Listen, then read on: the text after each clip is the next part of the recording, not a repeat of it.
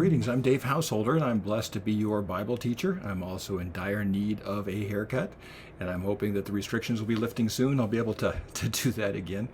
I'm here to encourage you in a time of great anxiety, and I'm here to offer basically a prescription for a release from anxiety. And it is very counterintuitive. It doesn't make sense when you first hear it, like a lot of things in the Bible. But there's a lot of good reasons to be anxious right now. There's violence and threats of violence, just a lot of bad stuff happening. In my neighborhood in Huntington Beach, the stores are all boarded up and people are edgy. There's a real edginess. They've been cooped up in their houses for a month or two, and then this happens toward the end of that sort of quarantine period. So it's no fun for anybody, but I would like to submit to you that two of the best antidepressants, anti-anxiety medications there are, and this doesn't mean it replaces medication, it doesn't mean it replaces counseling, I'm not saying that, but two of the very best things we can do to lower our level of anxiety and depression are generosity on the one hand and gratefulness, G and G, generosity and gratefulness. I told you that would sound counterintuitive, and it does. It doesn't seem to make sense. Why would we want to be grateful and generous if we're going through a stressful time? Well, I would like to look, if I could, at 1 Chronicles 29. And 1 Chronicles 29 in the Bible has David at the end of his life. And he's about to hand the kingdom over to Solomon. He kind of wanted to build the temple, but God said, nah, you've got too much blood on your hands. I don't really want your name to be associated with my house of worship.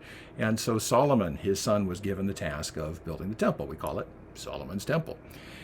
But David was able to gather just a massive amount of building material and gold and great stuff to put this together, kind of handing it to Solomon, so to speak. And he's facing death. And one of the interesting things about David is King David did not believe in an afterlife.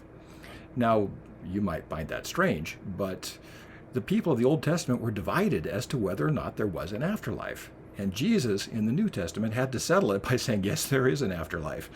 But at the time, David says, hey, if I go down the grave, no one's going to praise you, God. And he was facing the end of his life. So there's lots of anxiety and end of life stuff. He kind of basically thought the flame goes out on the candle and that's it. So anxiety is normal when you're facing death and you have no afterlife. And yet he comes here with gratefulness. And this is 1 Chronicles 29, verse 10. So David blessed the Lord in the presence of all the assembly. And he said, Blessed are you, O Lord, O God of Israel, Father forever and ever. Riches and honor, verse 12, flow from you, and you rule over all. In your hand are power and might, and in your hand it is to make great and to strengthen all. In your hand, Lord, you can strengthen and make great. So now, our God, we give thanks to you, gratefulness, and praise your glorious name.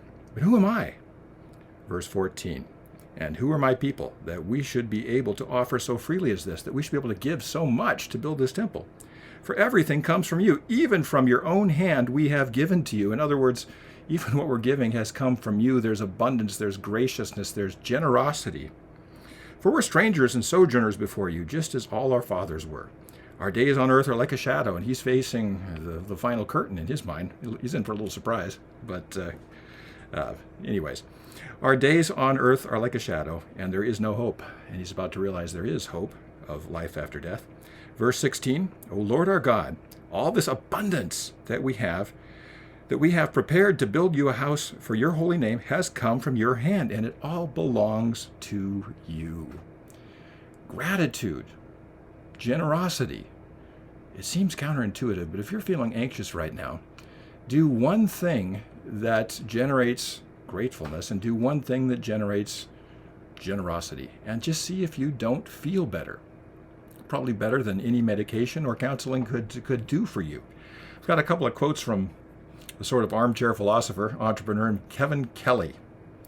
1, gratitude will unlock all other virtues.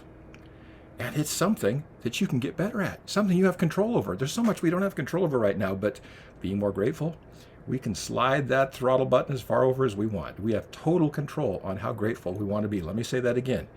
Gratitude will unlock all other virtues, and it's something you can get better at.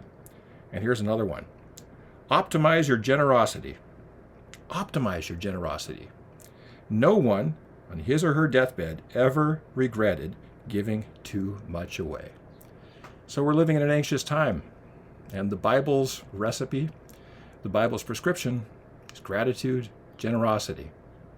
Counterintuitive, but it works 100% of the time. Why don't you give it a try? Have a great day, and I'll talk to you again tomorrow.